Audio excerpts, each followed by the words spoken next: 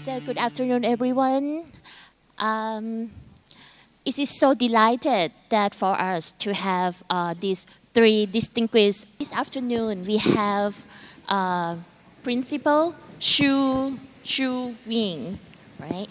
He's the principal of Baptist Rainbow Primary School, Hong Kong Special Administrative Region of the People's Republic of China. Okay. He's going to be our one of our panelists for this afternoon. And the second panelist we have today is Principal Andri Nurcahyani. Okay. So she's from Sekolah Bogor Royal School, Indonesia. And the last but not least one, Principal Anand Baharuddin. Right? So the principal of Malay College, Kuala, Kangsar, Malaysia. Okay. So four of us, I'm Jintavee Khlaisang from Faculty of Education, Chulalongkorn Universities. So for this afternoon session, four of us will be with you and share of, from these three distinguished panelists. They have, from the informal talk during the lunch, they have so interesting experience about how to administrative, like the work at their school. So this afternoon, we will have a chance to, get to know those models and how can we apply in our context. Okay, so. What we're going to do is we will start with the presentation. So each principal can show us the overview of what he and she doing at their school. And after that, we will have the question about how they have applied the 21st century skill in their school, how they make it work, and any suggestion for us if we would like to integrate such model in our context. Okay, so let's start with Mr. Chu about the overview of the school. Hello everyone, can you hear me? Maybe share the mic. Hi everyone, I'm Chu from Hong Kong. Now today I'm the principal of Baptist Rainbow Primary School because do I look like a principal? Do you? This is my fourth year to be a principal in Hong Kong. Today, I'm really happy to meet Ken because he is very important to Hong Kong. I mean, to our education system because we start our third education reform in Hong Kong in 2003, and all our reform are based on his research. His research is very important to us because unlike the other cities in the world, Hong Kong is a place that we don't have our farms, we don't have we have no factories anymore, we don't have water in Hong Kong, we need to buy water from mainland China. So what do we have? What do you have? What we have is 21st century skills. So these are very important for our countries to prepare, for our cities to prepare our students to face the future. So today I want to share my school, my stories of changing my school from school A to school B.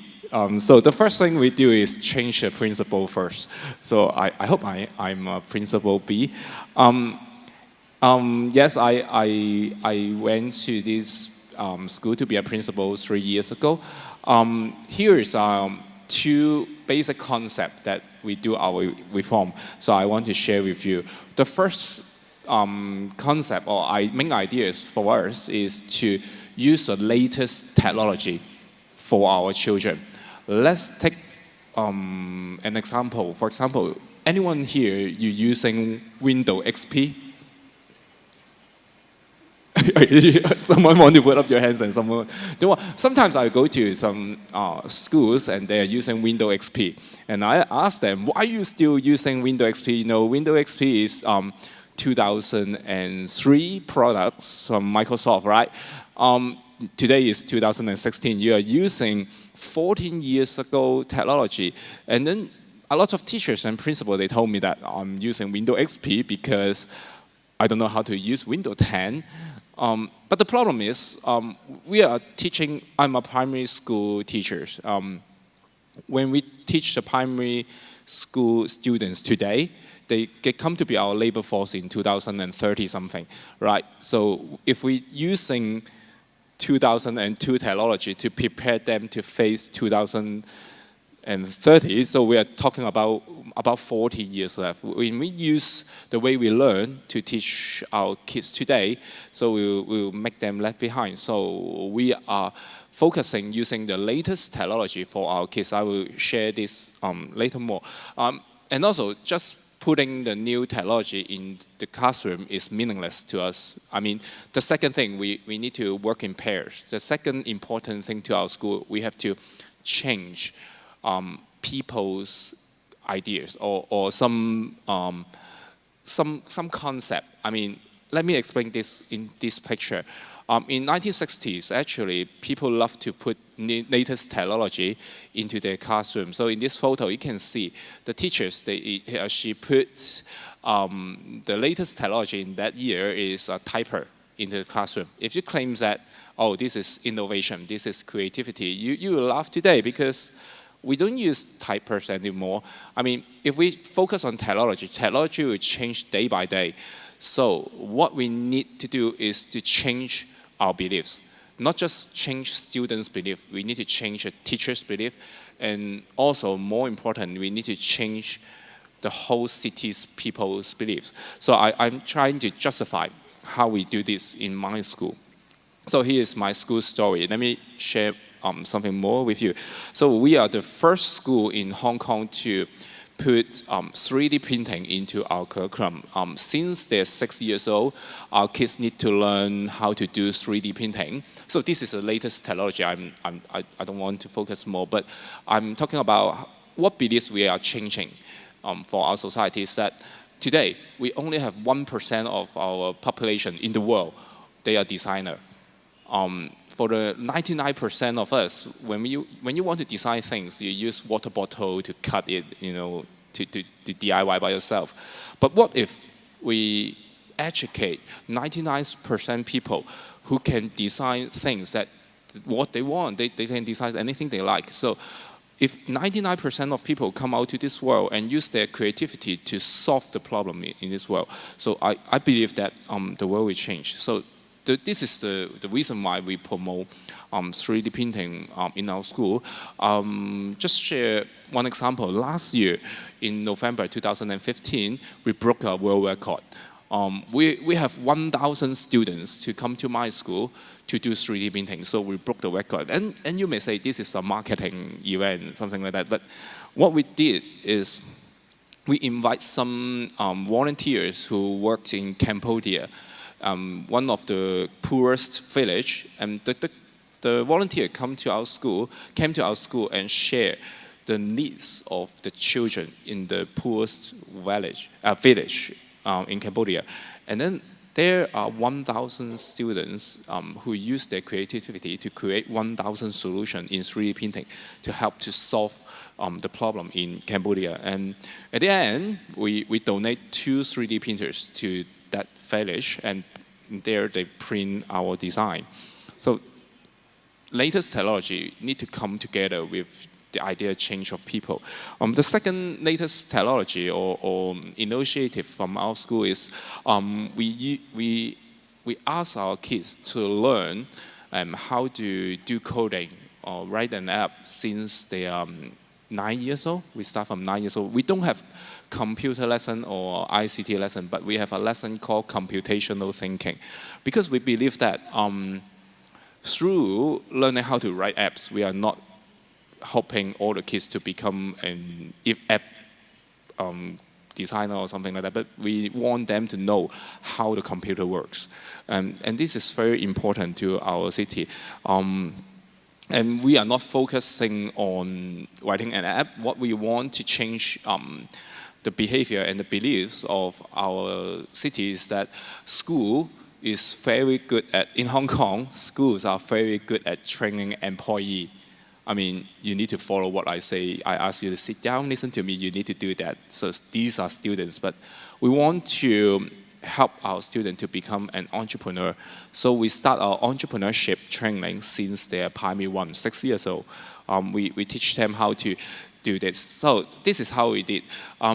We use some products, we call it digital blocks, something like Lego. They break it in little blocks. So when we want to collect, every blocks they have their functions, like this is a light bulb, this is a switch, this is a touch sensor, something like that. So we collect them by using magnet to connect the thing. So students can create their own things. And I'll show you something really interesting. This is a computer that I made. This is a Raspberry computer. We are using Lego to build the computers. So for primary 5 students in our school, they can build their own printers by using Legos to make it. So these are the technologies. Again, what we want to change the behavior is that we are not asking the kids to, we don't want everyone to become an inventor or something like that, but we train them that, tell them that you can be an entrepreneur. And the way we do it, we call it startup training. So in Hong Kong, startup business model is very important to our city right now. So we have a startup lab. So all the kids, they come here, make their own products, but those are not the most important parts. They need to come on the stage. We need to do the pitching to share why you make this product. Last week, one of my students, his pitching is like that. He invents a smart collecting clothes machine. I mean, he told us that he can see his mother always rush home to collect clothes because it's raining. So he invents something like, if Google tell us that after 3 hours there will rain, so the machine will send a message to his mobile phone, and when he press yes, the motor will run. So he invents things like that to solve people's problem. So we want to train our students to be bosses. And yeah, in Hong Kong, we're quite proud of our PISA and TMS and Pearl results because we were top 3 for the past 10 years. But we have another problem is that our kids, we have good academic performance, but we are not happy. So according to the world ranking of happiness in this world, Hong Kong is we rank in number 90 something, which is we are not. When you compare to some countries in Africa that they don't have food to eat, we are still unhappy than them. So we want to give some latest technology to our kids to make them happy. So we have our own apps. So this is an app, we call it Rainbow Ranger. This is actually when the kids do something good, we will use teachers' mobile phone to scan their badge so they can reward some games element. So when they got some diamond, they can come to our run off of our room is something like playground. So this is a room. In this room, kids can play TV games in the school. So this is a Kinect TV games that they learn maths, but they're using driving cars action to do that. So we have slides and let the kids to play.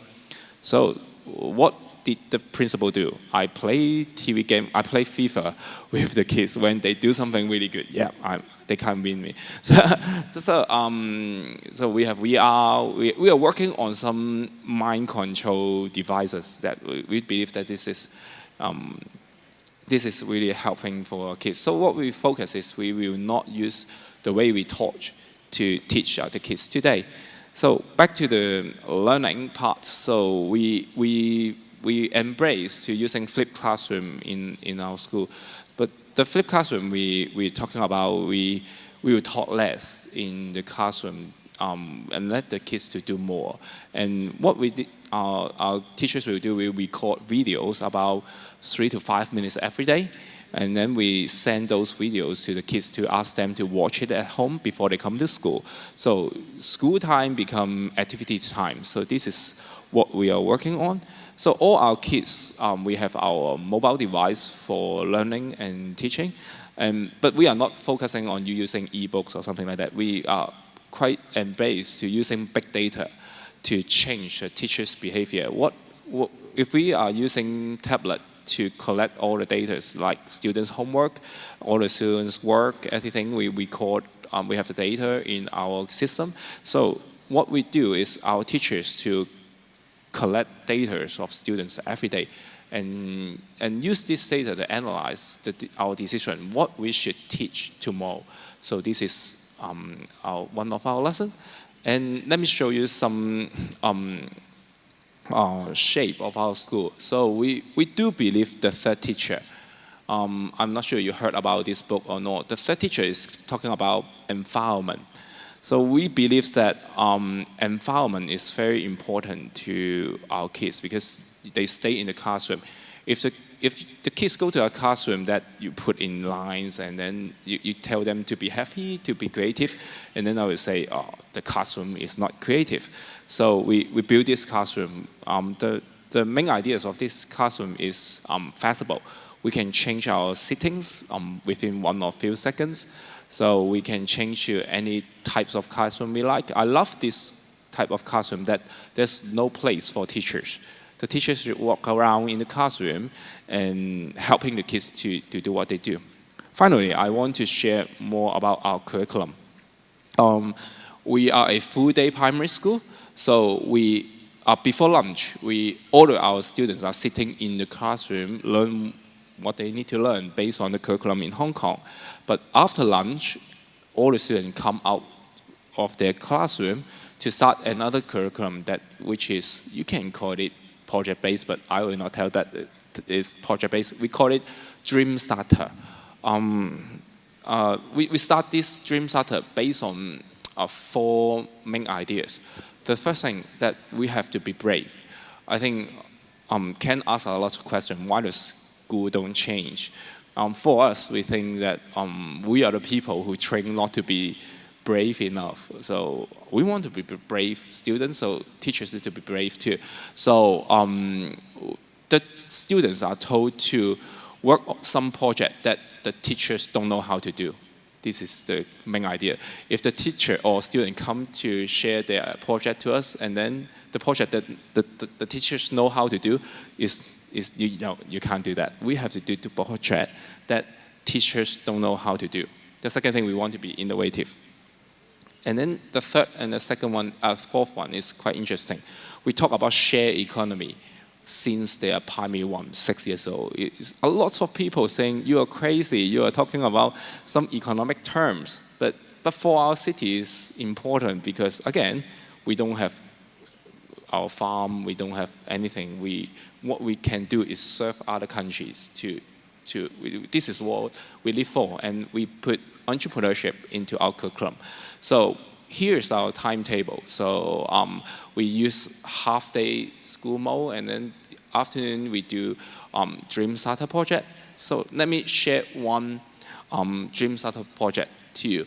Okay, we have 30 projects in our school. About 11 students, they come to one project. For these kids, one day because in Hong Kong, the rich and the poor, the gap is very high. These students, they want to help the poorest people in their neighborhood area. So they go to collect the boxes. And then they collect for one day. And then they work very hard and try to sell it. And then to experience, how is the poorest people in Hong Kong. So after they work for a whole day, they sold the paper boxes for 14 Hong Kong dollars, which just about 50 in Thai. And then some students cry because they work so hard, but they have just so less money. So what did they do? They try to ask some designer to help them to make the paper boxes into some beautiful furniture. And then they go out to the streets and tell the elderly and the poorest people, no, don't sell the paper box. Come to our school. We teach you how to make the paper boxes into beautiful furniture. And then they ask for some furniture shops to sell their product. So they are helping the poorest people by value-added their product. So how can we do this? For our Dream Starter program, we also have our website. We call it dreamstarter.hk. You can go to dreamstarter.hk. Now, you can see we just simulate, if you know, there's a crowdfunding website, very famous, called Kickstarter. Kickstarter is for some real business to collect money from people around the world, but we are asking help from people, different people in Hong Kong. So you can see in the middle of our website, kids put their dreams there, and then people can see their updates. And then on the right-hand side, you can see the helps that they need. So people can just click on the button, and then they can support the project. So we have 30 projects in our website in this moment.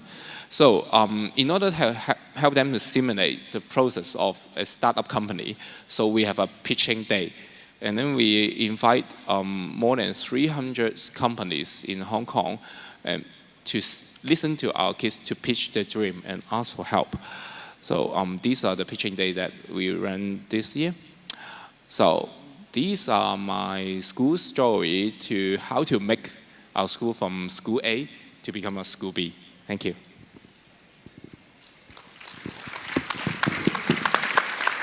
Wow, very impressive with like what you have shared with us.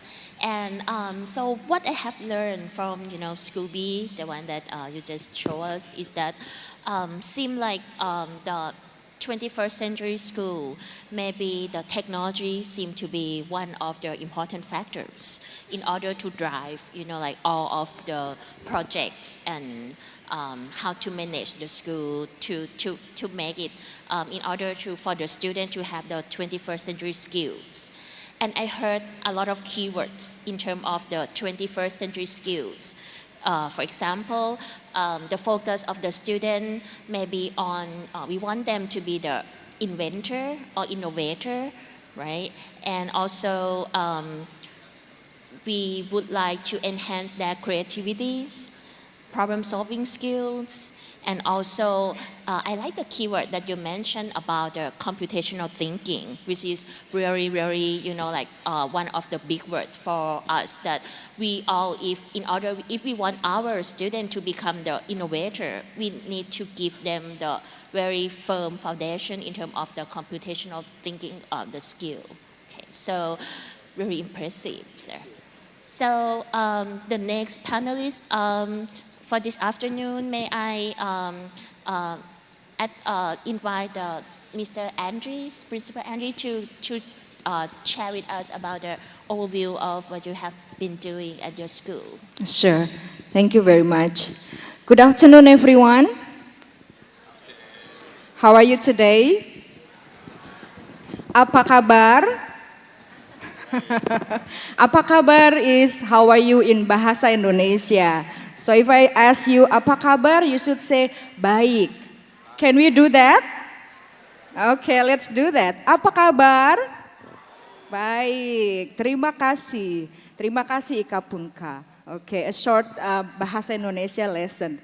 All right, I'm so honored to be invited to share my experience here as a principal. So currently, this is my 11th year as a principal. So now I'm a principal of middle and high school in Sekolah Bogor Raya. Sekolah is actually school in Bahasa Indonesia. So Sekolah Bogor Raya is actually already Bogor Raya school. So yeah, so it's not like Sekolah Bogor Raya school, but Sekolah Bogor Raya is already a school. Yeah, Sekolah is school. Right, I will be showing you a video of activities that has been done in my school. I was told before that, I have to give my introduction about the school just for 5 minutes. So I just prepared a 5 minutes video. You will be watching a description of activities happen in my school, daily activities, what are the students doing, and after the video, I'll be explaining to you a little bit about how our school is preparing the students for the 21st century. So I would like to ask the committee to play the video. Thank you. We believe that learning should be exciting, that learning should be fun, and learning should not end when you finish the school day. To succeed in the future, our students will need to speak English fluently, confident enough to achieve international business success. We believe that every student is unique, and we, as teachers, see every child as the amazing individuals that they are. The world is changing quickly. Our students will need to be experts in technology and creating and collaborating online. We believe that today's learner needs more than just to remember facts and figures. They need to research, create, think differently, and solve problems. Our students are internationally minded, while also developing a love of Indonesian culture, tradition and values. We have a 100% proven track record of university acceptance and scholarships in America, Australia, Singapore, the UK, Europe, and here in the best Indonesian universities. We believe in you. Sekolah Bogor Raya, learning together, inspiring success.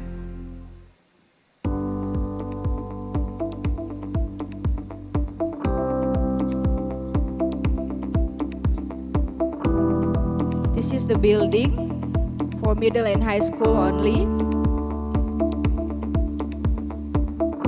So this is the common area where students are finishing their assignments, they chat, they spend their times with the teacher, because we believe that the support of teachers to students' development is very important. So we are located in Bogor, 45 minutes away from Jakarta. This is our basketball roof, our basketball field on the rooftop.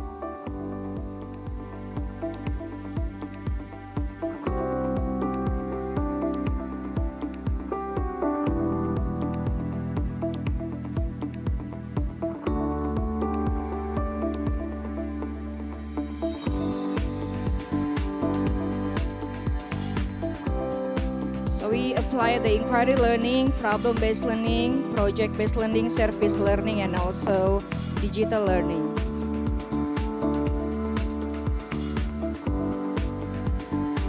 This is the classroom.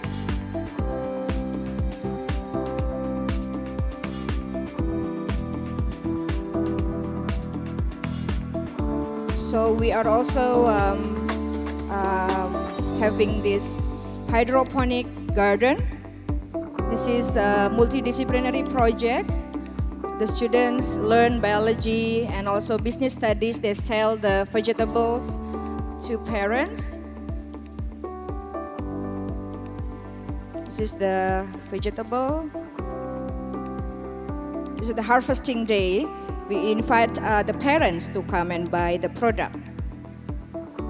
So we have one child, one laptop policy. They have to bring their own laptop.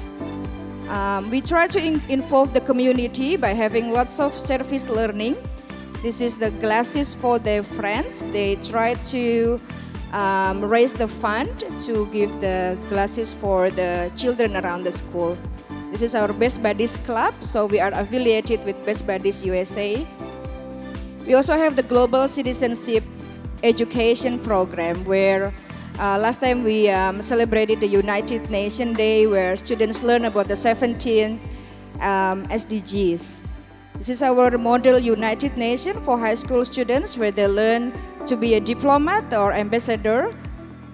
And this is some achievements of our students. We want them to communicate by doing lots of debating activities, sports activities, and this is writing. So we want them to be an effective communicators by writing. This is one of the groups doing the SDGs. And this is our camp, our leadership camp in Cipanas.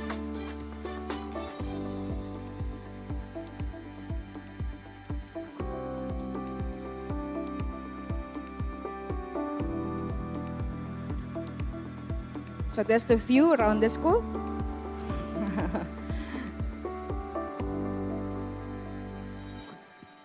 Thank you. Okay, so that's our school. That's located in Bogor, 45 minutes away from Jakarta. Anyone has been to Jakarta? Yeah, you are going to Jakarta many times, yeah? Okay, and our school is open for playgroup up to high school. We got around 900 students. And we're using IB, International Baccalaureate, for the primary years program. And for middle and high school, we're using Cambridge curriculum. In Indonesia, there are 3 types of school: the government school, regular private school, or SPK. SPK is, actually it's an Indonesian abbreviation called Satuan Pendidikan Kerjasama. So it's a new category given by the government to a school using international curriculum, just like our school, because our school is using Cambridge, so we fall under the category of SPK. And our school, we try to develop the 21st skills, the 4 skills of 21st century of education, by involving all the members of the community. So we have the professional learning community, where teachers are sharing their ideas, where teachers are doing the planning. We're doing the multidisciplinary project, where everyone has to communicate and collaborate, because we also believe, as Mr. Ken said, that if we want our students to possess those 4 skills, the teachers also have to model those skills. And that's why we always try to have a good plan for our teachers. So we believe that one of the key factors in to be successfully implementing the 21st century education is by having a good planning in place. So in the unit planning that the teachers are designing, they also have a clear learning goal which involves the 4 skills. Because unless we have a clear goal of teaching those skills, then we might not be able to achieve that. I think the 4 skills are not something new. Actually, we already taught that skill before, but for now, I think the challenge for us is how to deliberately, intentionally putting in our planning to reach those 4 skills in the teaching. That's why I always encourage the teacher. I try, as a principal, I always try to support the teacher, because some of them might not know how to teach those subjects, by sharing, by doing some PD session. One of the most powerful one that I can see is by doing an instructional round. So instructional round is when I try to categorize the teachers into a few groups. Usually one group consists of 4 to 5 teachers, and then they will visit some classes on certain times. They will visit 3 or 4 classes, focusing on one strategy to implement the 4 C's. For example, there's one instructional round session when the teacher comes to see how the teacher is using the questioning technique. And then they take some notes on the strategy, how the teacher is using it in the classroom. And it's not an evaluation for the teacher who are being observed. It's more to a reflection for the teacher who come to observe. So after they come to classes to observe the classes, then they get together and they discuss their finding. And after that, they share their finding to their colleagues, so that we all learn how to implement the strategies to be 21st century school. Because we believe that the inquiry learning is one of the key approach to make it happen, to develop the students' critical thinking, to develop the students' communication skill, creativity, and collaboration. That's why we try to highlight some of the important strategies to make it happen in the classroom. So maybe we can talk about it later on. We still got one more speaker here, Mr. Anand, the last but not least. So I think that's it, my sharing from what I've been doing so far. Thank you. Thank you very much, Principal Andri, for such a wonderful presentation. It's like you take us a tour to Indonesia, and we really can see how your school look like, and we really want to visit please there. come to my school if you go to Indonesia. Thank you. Okay. So based on the Principal Chu and Andri shared with us, seem like both of you have the same view that if we want to teach our students 21st century skill, we also be sure that our teacher have the 21st century skills. I like the word that you two mentioned about teacher have to change the way we teach. We cannot teach the way we were learned because, right? So that's the I think is the highlight part, and we may share more later. Yeah. So the last principal, we have Principal Chu with 4 years principal experience, right? And Andri, 11 years principal experience. So, Principal Anand? 6 years. Okay, great. With 6 year experience as a principal. So, please share with us. Okay, thank you very much. Good afternoon, distinguished guests. Ladies and gentlemen, first of all, thank you to Axon Corporation for putting me up on this stage here to face all these great people. I was told yesterday that my name is very much Thai, Anand Baharuddin. So no wonder the technician who went up on stage just now, he was giving me directives in Thai. But anyway, things are sorted out now. All right, just straight into the point. Let me share with you my school. It is Malay College Kuala Kangsar, or people know it as MCKK, and I'm very proud to see that my school badge is up there on the left-hand side of the stage. Now, this Malay College Kuala Kangsar, MCKK, was established in 1905, 111 years ago. And it was established by the colonial British. So it was modeled according to the British public school, like Eton, Harrow, Shrewsbury, and so on.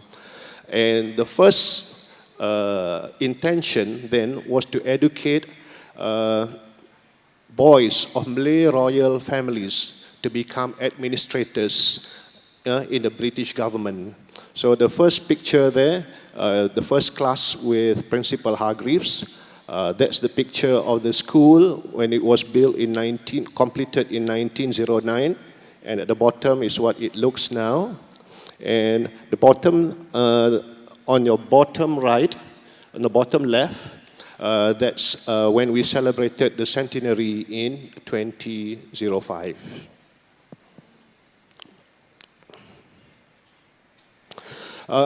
We have produced many great leaders from the school.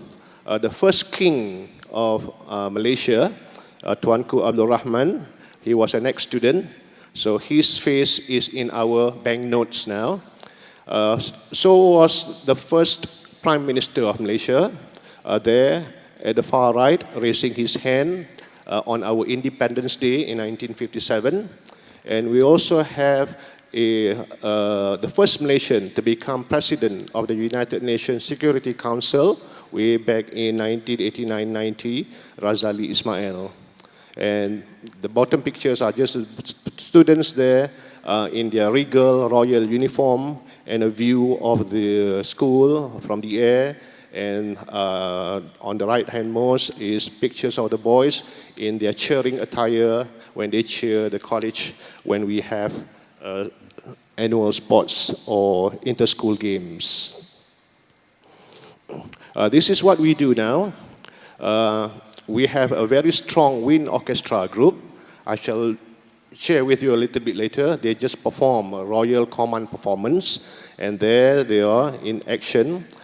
And then we are also an MYP school, just like in Bogor.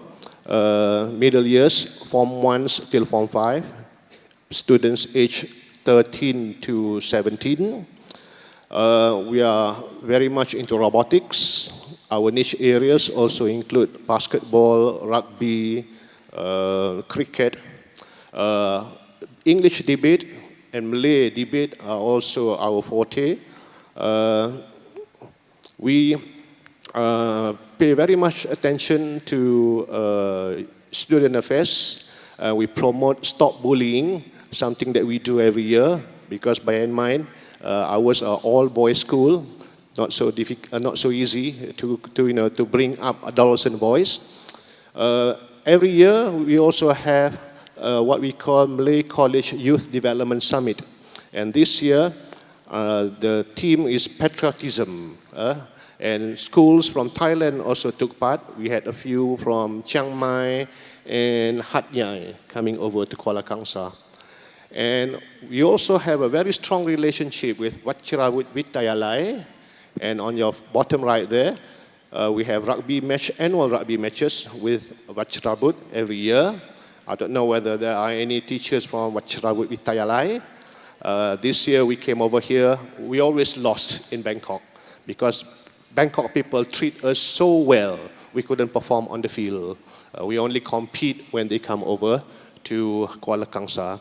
Okay, basically, that's about my school. I'll tell a bit more later in the next round. Thank you.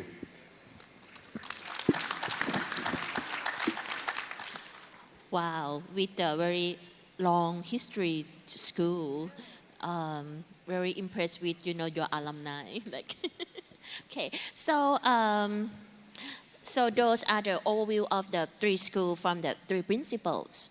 Now, I would like to each of you to share us the overview about teaching and learning in order to prepare your school to be ready for the 21st centuries. So how would you apply those into your school? Yeah. So maybe with Mr. Chu first.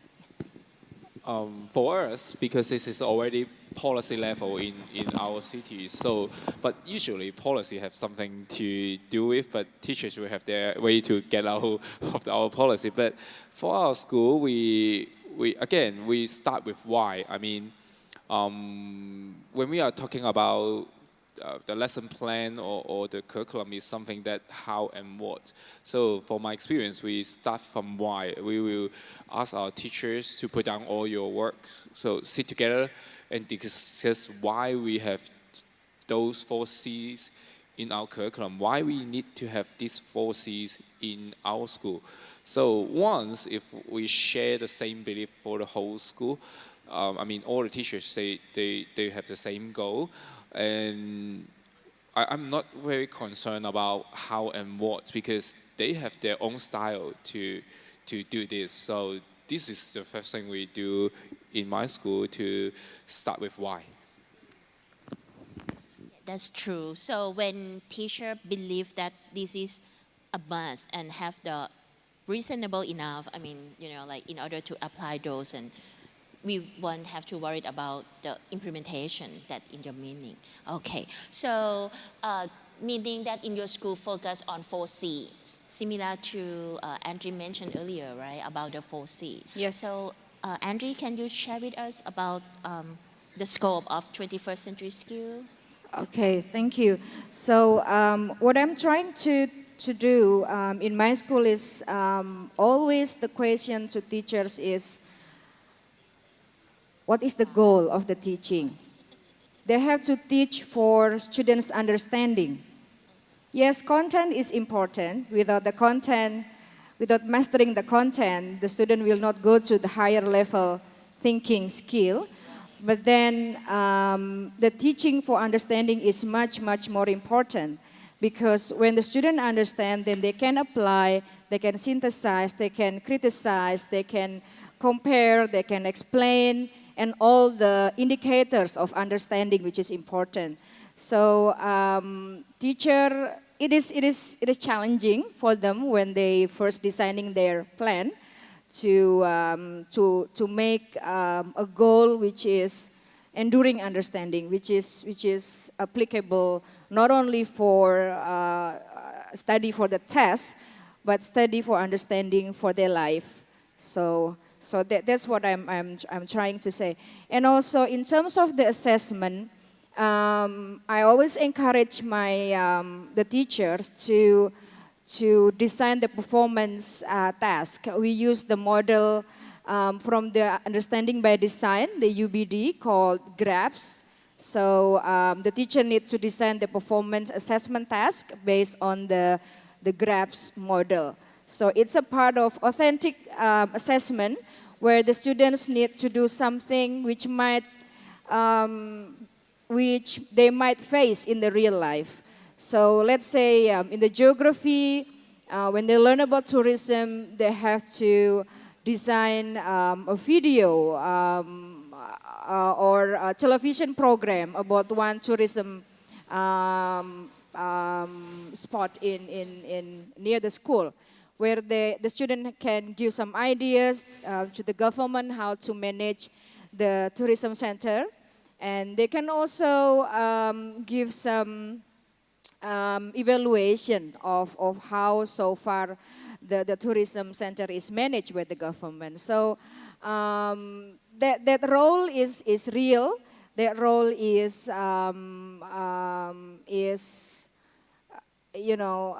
important. When they really do that, they need to gather all the facts. They need to apply their critical thinking, their communication. They have to collaborate because the project is done in groups, and they have to be very creative also. So the assessment that we try to implement is not paper and pencil type of assessment, but it's multiple ways of assessment, so that every student, they can show their understanding in different ways. So that it's not only one product that the students can choose, but usually the teacher can also give some choices. So for the tourism, for example, the teacher might ask the students, do you want to make it in the form of magazine, or is it in the form of video, or is it in the form of article? But the rubric is the same. The rubric will be measuring the same aspects, so that the product will be different, so that the student have choice. When students have choices, they will have higher motivation to perform. They have ownership, true ownership. So that's what I'm trying to encourage my teacher to do. Thank you. Wow. Okay. So we learned, like more keywords from Principal Andres. She pointed out that authentic test is important, as well as authentic assessment, and give student authorship. In selecting choices when they're doing project, we really make them very into what they're doing. So very interesting. Okay. So Principal Anand, please. Okay. Thank you. Can I have the point? Can I get back to my PowerPoint, please? Okay. Now, I have a few suggestions to share, and I also got a trick inside this bag. If I have time, I'll share that. But answering the question on what we do, how do we go into this concept of 21st century learning, okay? I want to bring back to this slide, because at Malay College Kuala Kangsar, we really pay special attention to leadership training. It's a character building school. Okay? Now, all schools would want to aspire to produce students who are innovative, tech savvy, and so on and so forth. But there must always be people who lead them, who lead the organizations that partake in these activities. So leadership is a very strong attention.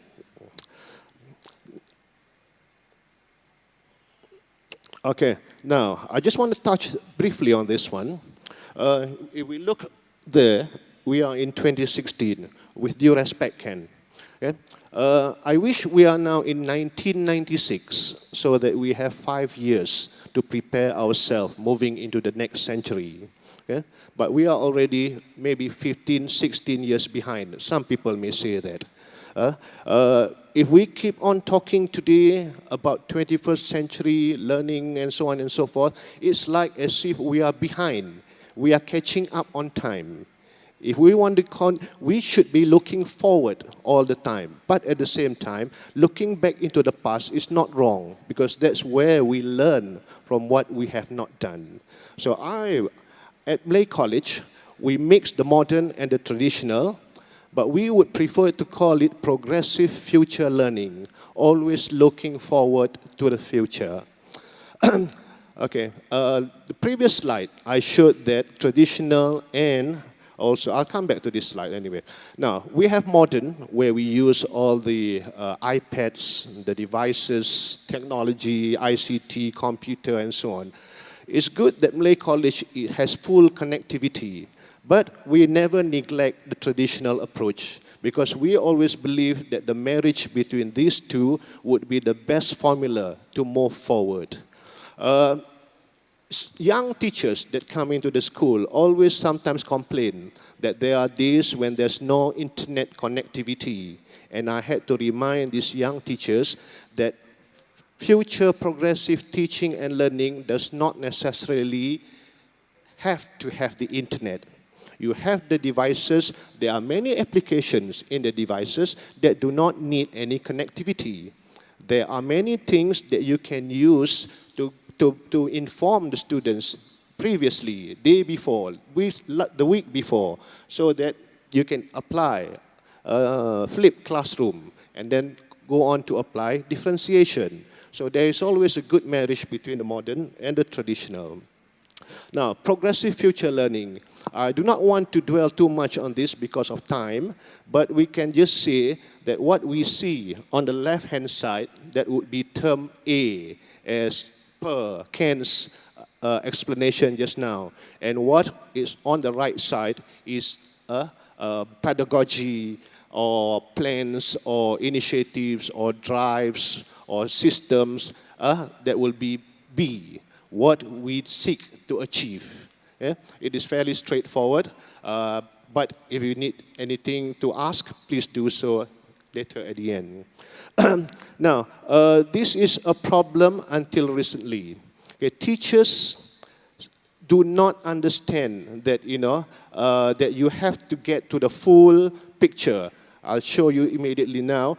What we need to get is right to the end there. We have the 9 boxes with the borders. But in teaching a topic, for instance, that it is divided into 9 subtopics, sometimes the student only learn to master a little part of that subtopic.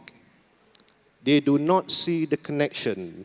That's why it is always important that heads of departments try to impress upon the teacher or the teachers in the school within the department to and ensure that students understand that you have to have the skills, the content, the knowledge of all the 9 subtopics. For instance, this one, only then will they get the full picture.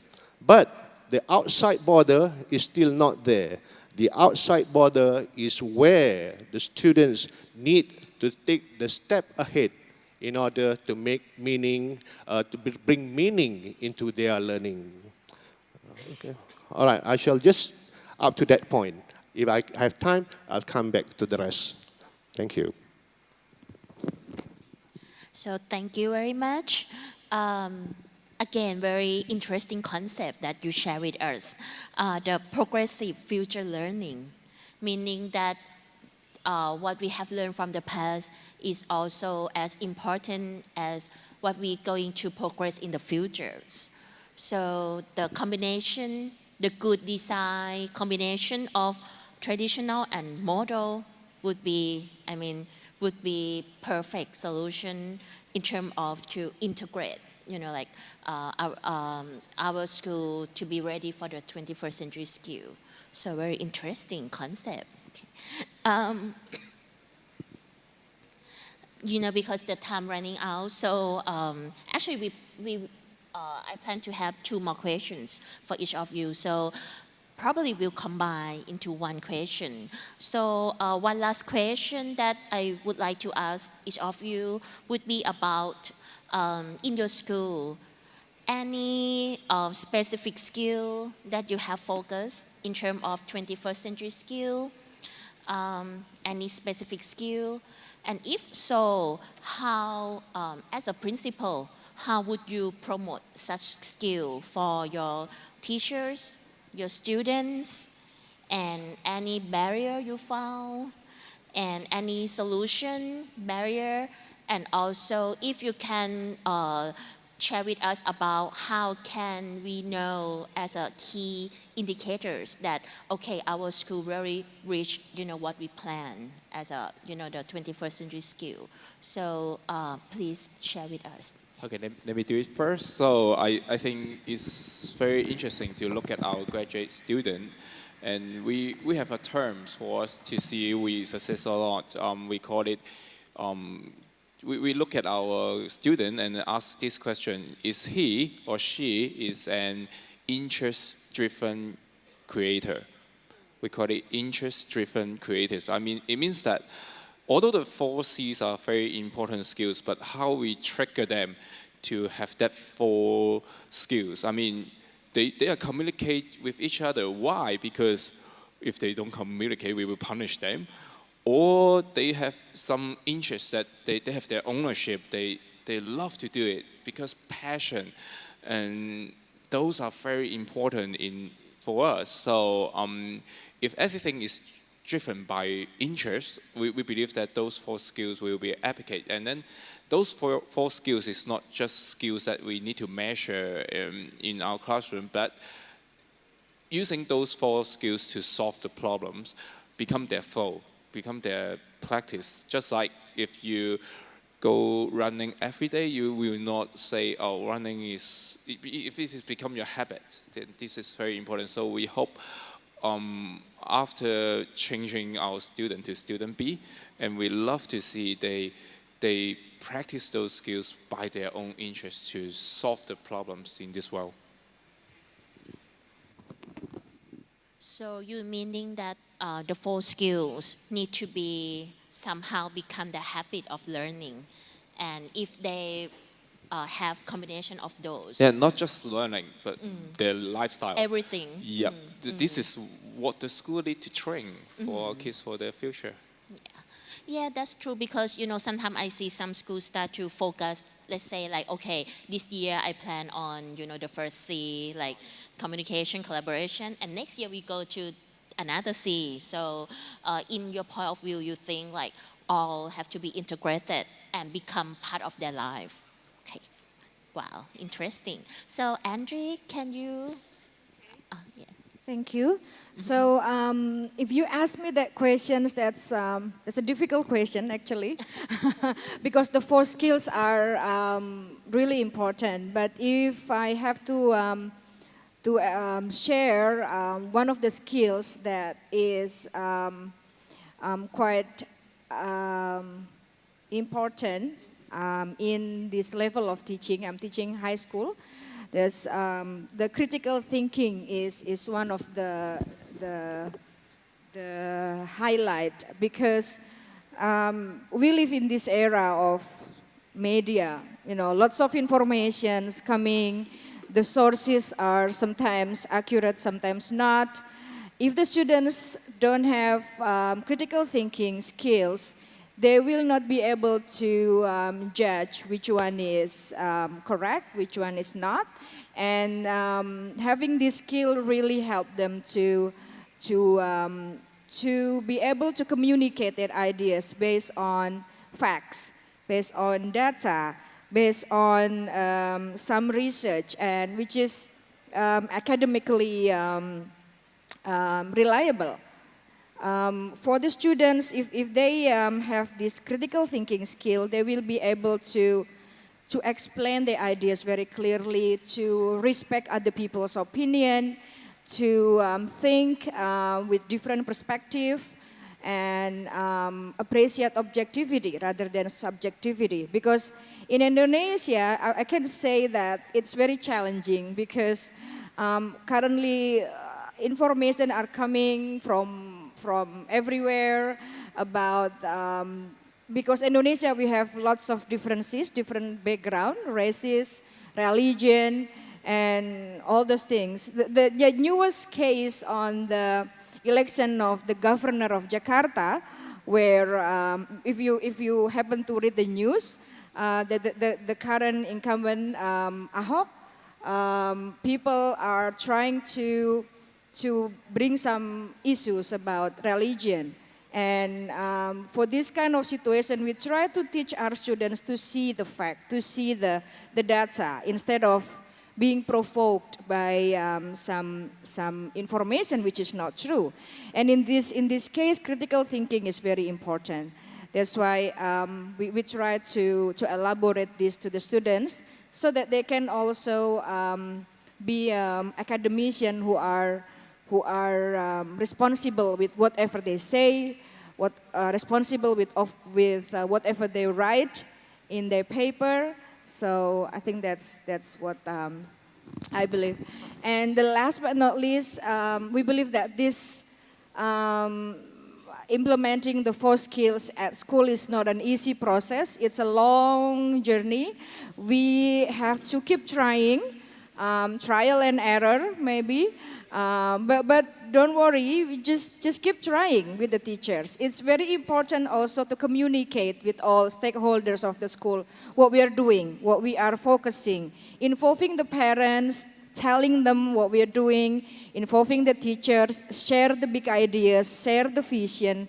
We'll make them understand what we are trying to achieve, and it will make them feel the ownership also of the idea, and then they can come up with lots of new ideas than we can expect. So sharing the vision, sharing the goal, sharing the challenges is really important to make it happen in our school. Thank you. Okay, thank you very much. So challenging, right? Always, like when you're talking about the 21st century schools. So, Principal Anand. Okay, thank you. And can we get back to the PowerPoint again, please? Okay, all right. No, because there are things that I plan out. Okay. Now, I said earlier about leadership. I cannot go back, return, without having to at least share one activity. There are so many activities, but time can only allow me to focus on one. I'll focus on this one that we call OSCAR, O-S-C-A-R. Okay, every year, Los Angeles would have the OSCAR night. We have ours too. It happened to be 2 weekends ago because it's always the last weekend of school. Okay, we want to emphasize on leadership. The students conduct this. OSCAR for us is Outstanding Sports and Co-Curricular Achievements Recognition. It's a night when we honor achievements in sports, in games, in all kinds of various co-curricular activities. The students like this very much because it's the chance for them to be up on the stage with their favorite teacher as the host. We have 33 categories, and I have to actually budge in to make sure that we don't have up to 33 students and teachers coming up. There will be categories and so forth. But the overall thing is the students at Malay College Kangsar, they plan, they organize, and then they execute, they do out all these activities. Out of that, they will do the post-mortem, the checking part. And the committee next year will come and review this towards continuous improvement. So there's always the PDCA in application all the time. Okay, enough of that. So I come to the suggestions that this session is all about. Now, we, in line with the ministerial aspirations, we touch on not just the 3R, but also pay special emphasis on the 4th R, which is robotics. Because in robotics, we believe that it contains all the academic concepts, as well as the workplace competencies. And I'm very happy that my boys have really picked this up, and they've gone all over. They've been to Indonesia to take part, and they return home as millionaires because they won a lot of rupiah over there. Okay, they went to the USA. They won a category 3 years in a row. They took part in so many other competitions. And this is something that we really, encourage students to do. And in line also with the ministerial aspirations, Malaysian schools must try to, embrace STEM, science, technology, engineering, and mathematics. We do that too, but we build on that even bigger. We call our STEM stream by adding A and R. A will be the arts part, because you don't want just people with scientific knowledge minus the artistic values, and also the R, the religious part, religion, because values, faith is always important in education. You want to also impart the values. So STEM to us is STREAM. Okay. At the school level, this is something that we do and I want to share. We heard earlier that there should be training, continuous improvement among the teachers. We have our PLC. Previously, we found problems doing our PLC, or we call it coffee time, tea time, outside school hours, in the afternoon, during weekends. It's not easy to get all teachers in. So we embed that in our morning timetable. So if a teacher has 20 periods a week, so 2 periods will be reserved for PLC, in which we organize so that all teachers within that same department will be free during that 2 periods within the morning timetable. So it doesn't impose them any other unnecessary, or they cannot come up with any other reasons so that they will not be able to come. And this successfully done, and we do on a weekly basis, every department. And there's another one I want to share. All schools do learning walk. All schools do lesson observation. As the principal, I also have to go in and do observations. In the beginning, I felt the tension in the classroom when teachers see me coming in with files. And we have improved that. I'm bringing in my 4 deputies, my 4 heads of departments, and my 18 subject heads. So we do lesson observations in pairs, and we do that by becoming students. So let's say Andri and I would walk into Chu's class. We go there without any files. We go there and observe how he tried to impart all the 4 C's. We go there as students. We sit in the middle. We become students. We try to learn what Chu is teaching. At the end of the lesson, if we go out understanding what Chu had taught, we had also learned, the students will have also learned. And we are also subjected to Chu's questions. Chu has the liberty not to only ask the students question, can also test us, the supervisors. So we behave like students, and in the end, and it has lessened the tension and the stress of the teachers in front. And it has made the whole class livelier. And it is also a form of discipline control. When the teachers are there, students are excited, but students are also aware these are teachers, not fellow students. And this discipline, class control becomes a lot better. Okay, I just want to share this one. I have to, or else I'll fly home feeling a little bit frustrated. Okay, I have here, all right, orange principle. So it's an orange. Now, I'm not going to do magic tricks. Now, this symbolizes the curriculum, the syllabus. In most schools, Malaysia especially, teachers, their main concern is to cover the syllabus. From day 1, week 1, they want to make sure that they cover the syllabus. Okay. By doing this, they have covered the syllabus. They have done their job. Now it's up to the students to make the next move to really understand and prepare themselves for the lesson, covered the syllabus. But what I'm glad that my teachers at MCKK, they have understood that it is not about covering the syllabus. It is, okay, never mind. Now, as in, cookery programs, you have another sample. It is about uncovering the syllabus. Okay? So you have the syllabus, you uncover it. If I have a clip-on microphone, then I could use both hands. But, no, never mind. Okay. So, in essence, the syllabus should be uncovered. Because the main content, what we teachers want the student to learn, is the fruit. If we can get the students to eat the fruit, only then knowledge is embedded inside the student. And the knowledge is there to be developed. So it is not just about covering the syllabus, it is about uncovering the syllabus. So I'm just happy that I have the time to share with you all that. Thank you. Okay, thank you very much for sharing very interesting principle with us, the orange principle.